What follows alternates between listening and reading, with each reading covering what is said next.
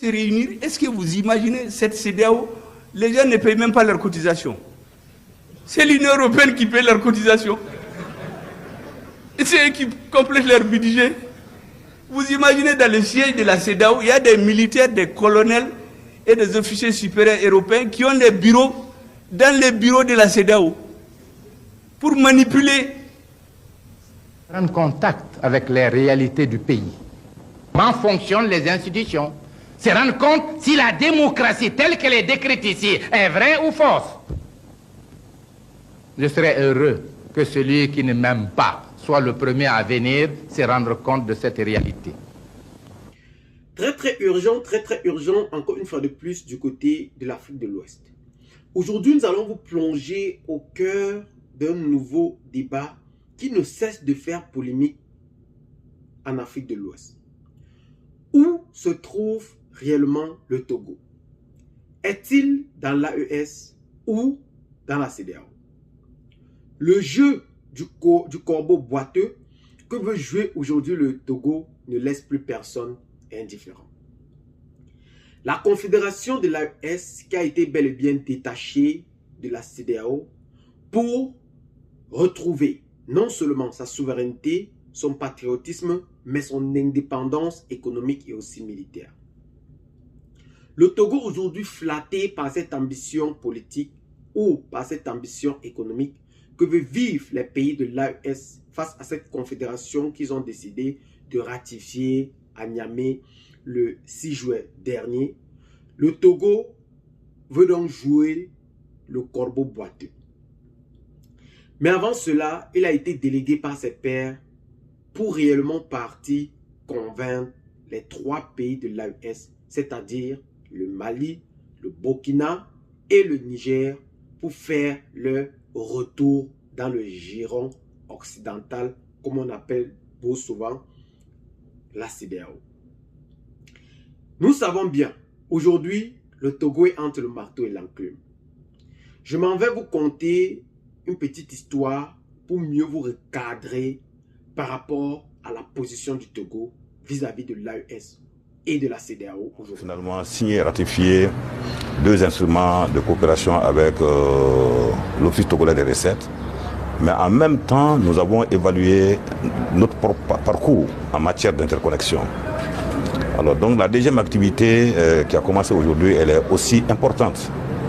Parce qu'elle est relative vraiment à tout ce qu'on doit faire, tout ce que les 3 pays de l'AES doivent faire, les 3 administrations des douanes doivent faire, entreprendre comme réforme, comme harmonisation, suite à notre sortie de la CEDEAO. Donc, vous savez, nous sommes très heureux d'être avec notre frère de l'Office togolais des recettes, parce qu'en fait, il faut simplement rappeler que l'AES n'est pas fermée. Le Togo aujourd'hui veut et doit être le partenaire très privilégié commercial des pays de l'AES. Pourquoi et comment?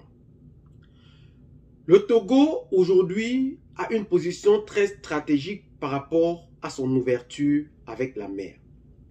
Les pays de l'AES qui ont donc décidé ou ambitionnent de faire de leur confédération un système d'interconnexion douanier ont donc décidé d'inclure le Togo dans leurs relations. Lors des assises entre les directeurs généraux des douaniers des pays de l'AES, ils ont donc décidé d'inviter également le directeur douanier du Togo pour faire non seulement des pays de l'AES un système entier interconnecté de transit pour la douane évidemment. Ils veulent aussi inclure le frère, le Togo, par rapport à ce. Et le Togo, pour sa part, a répondu avec une fierté incommensurable. Philippe Kokou Tchodi a donc officiellement dit, puisqu'il est le directeur général des offices des recettes au Togo, il a donc dit qu'il est très fier de cette initiative envisagée par l'AES et a donc encouragé cette initiative pour un développement plus rapide, d'interconnexion entre les pays de l'AES et le Togo. Aujourd'hui, nous savons bel et bien que la CEDEAO est en train de temps à autre menacer les pays de l'AES par rapport à plusieurs sanctions si jamais ceux-ci officialisent leur sortie en janvier prochain. Mais qu'à cela ne tient, le Togo dit qu'il ne risque rien n'a rien. Ils décident donc d'entrer en jeu. Ils avaient donc commencé d'abord par la formation de leurs militaires pour lutter contre le terrorisme le mois dernier. Et nous savons que c'est une formation qui était formée par les Amériques sur le sol nigérien.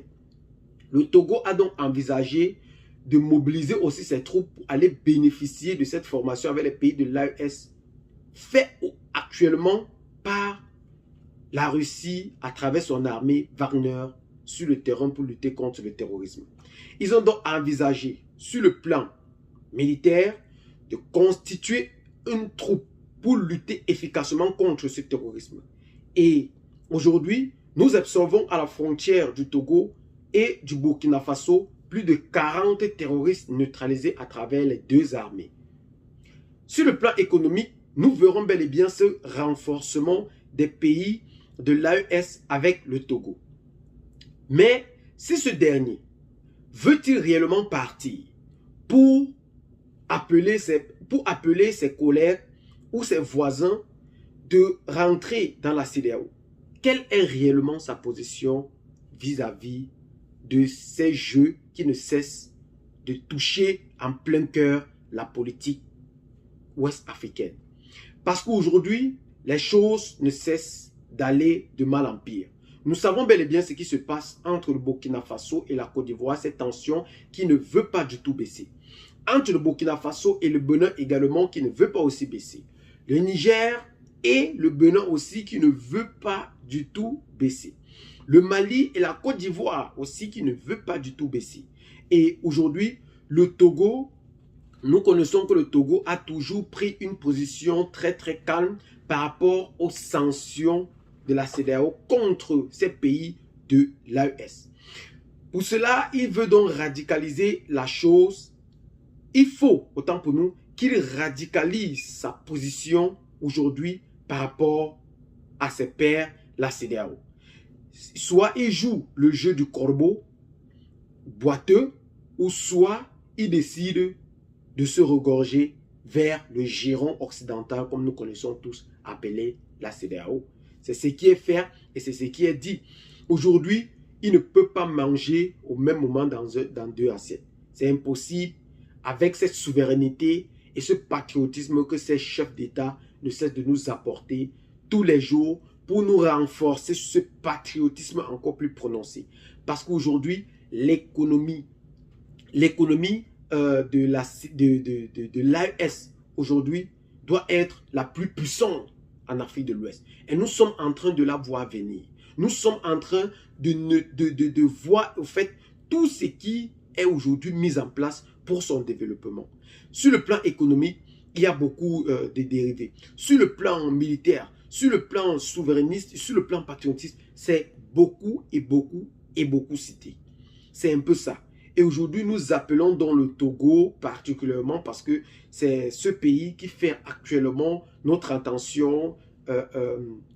Aujourd'hui, nous appelons dans le Togo à plus de retenue et à voir réellement sa position et à dire aux yeux du monde ce qu'il compte faire dans les jours et les mois à venir par rapport à cette crise qui ne cesse de prendre une autre tournure sur le sol ouest africain.